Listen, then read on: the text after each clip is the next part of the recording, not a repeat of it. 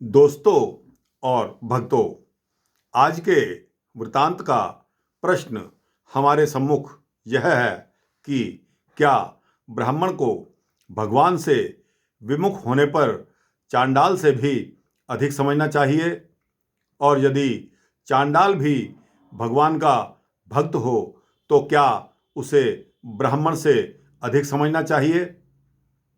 तो आइए दोस्तों, इस वृत्तांत पर अपना विचार साझा करते हैं।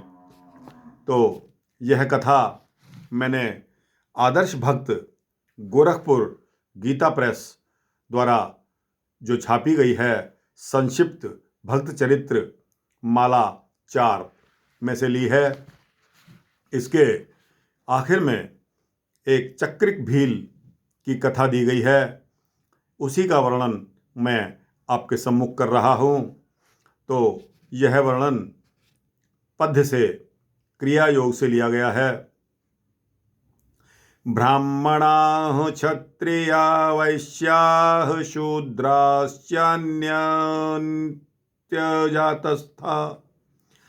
हरिभक्तिं प्रपन्ना ये ते कृतार्था न संशयः। हरेर्भक्तो विप्रोऽपि विज्ञेः श्रपुचाधिकः हरिभक्तः स्वपाकोऽपि विज्ञेयो ब्राह्मणाधिकः। अर्थात ब्राह्मण, क्षत्रिय, वैश्य, शूद्र और जो अन्य अंत्यज लोग हैं, वे भी हरि भक्ति द्वारा भगवान की शरण होने से कृतार्थ हो जाते हैं। इसमें कोई शक शुबह वाली बात नहीं है, कोई संशय नहीं है।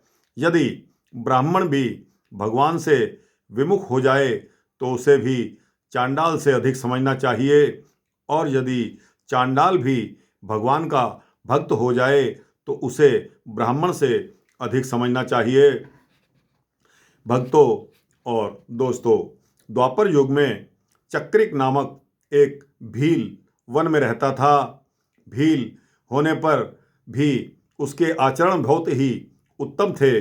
वह बहुत ही मीठा बोलता था, क्रोध को जीत लेता था, अहिंसा परायण था, दयालु, दंभहीन और अपने माता पिता की सेवा करने वाला था। यद्यपि उसने कभी शास्त्रों का श्रवण तो नहीं किया, तथापि उसके हृदय में भगवान की भक्ति का आविर्भाव हो गया था। सदा हरि, केशव, वासुदेव और जनार्दन आदि नामों का वह स्मरण किया करता था। वन में एक भगवान हरि की मूर्ति थी। वह भील वन में जब कोई सुंदर फल देखता तो पहले उसे मुंह में लेकर चखता। फल मीठा नहीं होता था तो उसे स्वयं खा लेता था, और यदि वह बहुत मधुर और स्वादिष्ट होता था तो उसे मुंह से निकालकर भक्तिपूर्वक भगवान के अर्पण कर देता था। वह प्रतिदिन इस तरह पहले चखकर स्वादिष्ट फल का भगवान के श्रद्धा से भोग लगाया करता था। उसको यह पता नहीं था कि झूठा फल भगवान के भोग में नहीं लगाना चाहिए। अपनी जाति के संस्कार के अनुसार भी वह सरलता से ऐसा आचरण किया करता था।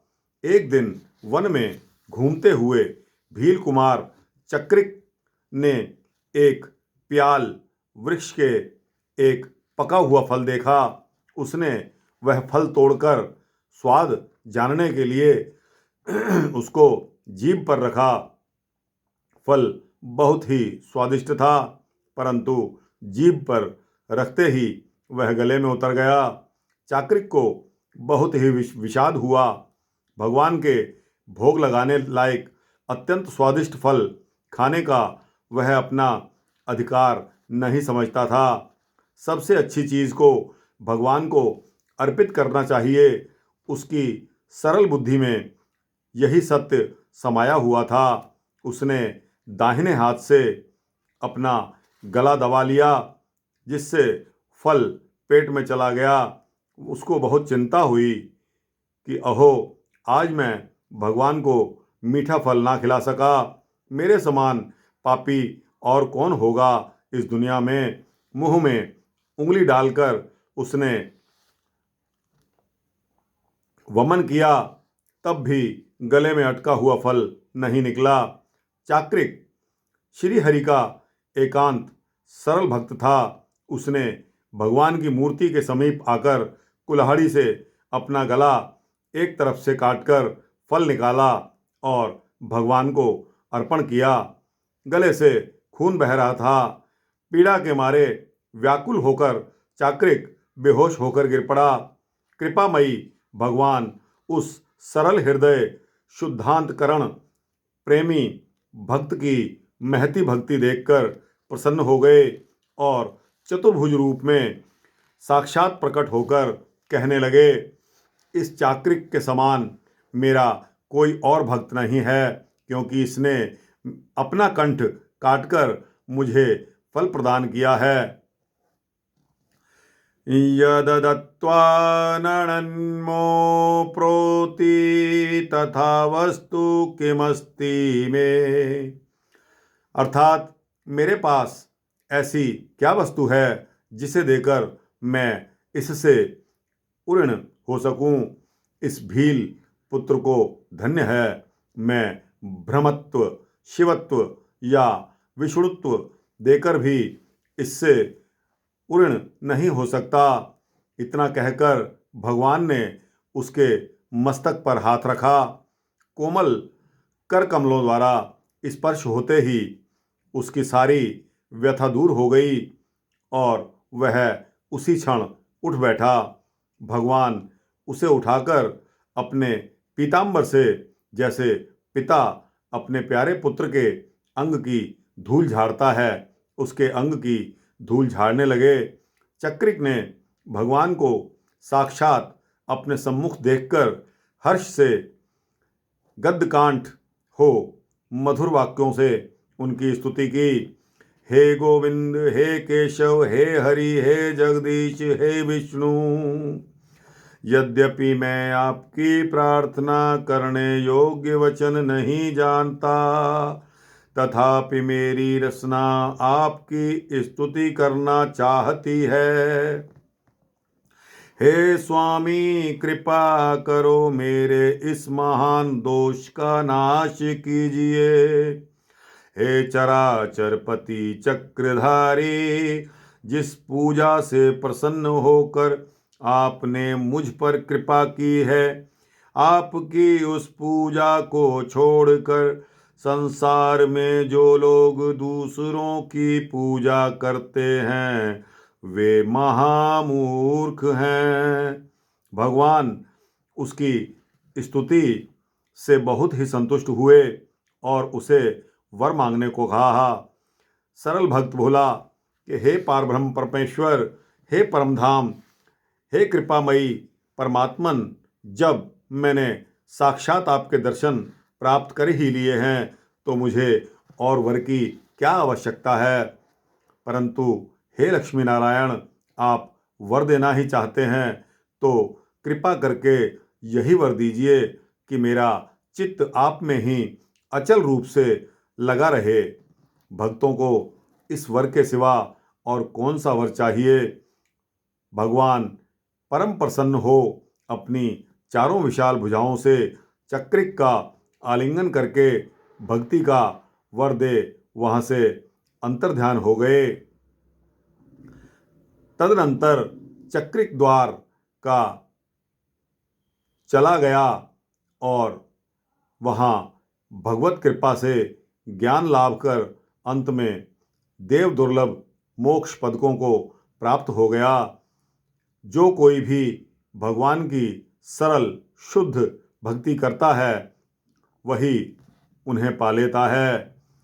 ये यजन्ति दृढ़ः खलु भक्त्या वासुदेव चरणाम्बुजयुग्मम् वासवादेवी बुध प्रवरेड्यम ते व्रजंती मनुजा किल मुक्तिम। पद्म पुराण से यह श्लोक लिया गया है। जो मनुष्य दृढ़ भक्ति के द्वारा इंद्र आदि देव पूजित वासुदेव भगवान के चरण कमल युगल की पूजा करता है वही मुक्ति प्राप्त कर सकता है। बोलो भक्त और भगवान की जय। दोस्तों, यह चक्रिक भील की कथा आपने सुनी, जो कि आदर्श भक्त से गोरखपुर प्रेस, गीता प्रेस गोरखपुर से ली गई है। तो दोस्तों, यह वृतांत कितना ही मनोहारी और आकर्षक है कि किस प्रकार जंगल में रहने वाले भील को भी प्रभु पिता परमात्मा का किस तरह सेंस ऑफ रियलाइजेशन हुआ और उस सेंस ऑफ रियलाइजेशन से वह भगवान को प्राप्त कर सका। दोस्तों, हम आप तो पढ़े लिखे माहौल में हर तरह की सुविधाओं से सुसज्जित हैं। हमारे पास मोबाइल फ़ोन, टीवी, गाड़ी, कैमरा, घड़ी, क्या चीज़ नहीं है। दोस्तों, हमारी उन्नति कहीं उस भील से भी ज़्यादा होनी चाहिए। आप सोच कर तो देखिए, आप एक कदम चलेंगे भगवान की तरफ तो भगवान 10 कदम आपकी तरफ चलेगा। ये मेरा आश्वासन है आपको। इसको झूठा मत समझना, यह सत्य बात है, यह आजमाई हुई बात है। इसको प्रत्यक्ष को प्रमाण की आवश्यकता नहीं होती। आपने कितने ही इस प्रकार के भक्तों से सुना होगा कि अगर आप भगवान भक्ति में, भगवत भक्ति में अगर 10 कदम चलते हैं तो 100 कदम भगवान परमपिता परमात्मा खुद चलकर आते हैं और हमारी सारी समस्याएं हल करते हैं। दोस्तों, यह वृतांत अच्छा लगा हो तो इसको लाइक और शेयर करके अपने जैसे परोपकारी भक्तों को अवश्य भेजना और इसी तरह के वृतांत सुनने के लिए चैनल को सब्सक्राइब करेंगे तो आपको सारे ही मेरे भक्ति के वृतांत मिल जाएंगे, जिसमें आपको भक्तों के बारे में, प्रभु परमेश्वर के बारे में, व्रतों त्योहारों के बारे में और भजन के साथ आपको मनोरंजन भी मिलेगा। दोस्तों, इसी के साथ ही आज का वृतांत समाप्त करने की इजाज़त दीजिए। जय श्री राधे, जय श्री श्याम।